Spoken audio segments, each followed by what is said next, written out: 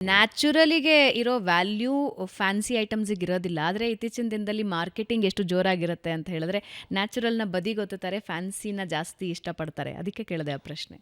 ನೋಡಿ, ನಮ್ಮ ಆಹಾರಗಳು ಮಾರ್ಕೆಟಿಂಗ್ ಮಾಡಿದ್ರೆ ಅದಕ್ಕೆ ಎಷ್ಟು ಡಿಮಾಂಡ್ ಇದೆ ಅಂದರೆ ಇಡೀ ಪ್ರಪಂಚದಲ್ಲಿ ಅದು ಅಂಗೀಕಾರ ಆಗುವಂಥ ಆಹಾರ.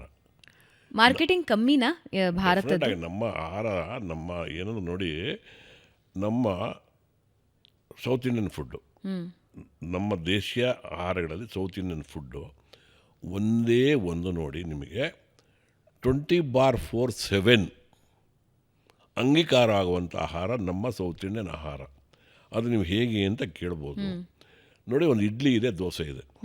ಬೆಳಗ್ಗೆ 4 ಗಂಟೆ ನೀವು ಪ್ರಯಾಣ ಮಾಡಬೇಕು, ಒಂಚೂರು ತಿನ್ನಬೇಕಂದ್ರೆ ಆ ಹೊತ್ತಿಗೂ ಹೊಂದ್ಕೊಡುತ್ತೆ, ಬ್ರೇಕ್ಫಾಸ್ಟ್ಗೂ ಹೊಂದ್ಕೊಡುತ್ತೆ, ಮಧ್ಯಾಹ್ನ ಊಟಕ್ಕೂ ಹೊಂದ್ಕೊಡುತ್ತೆ, ಸಾಯಂಕಾಲ ಟಿಫನ್ಗೂ ಹೊಂದ್ಕೊಡುತ್ತೆ, ರಾತ್ರಿ ಊಟಕ್ಕೂ ಡಿನ್ನರ್ಗೂ ಹೊಂದ್ಕೊಡೋಂಥ ಆಹಾರ ನಮ್ಮ ಸೌತ್ ಇಂಡಿಯನ್ ಇಡ್ಲಿ, ದೋಸೆ, ವಡ, ಖಾರ ಬಾತ್, ಇಂಥ ವಿಚಾರಗಳು.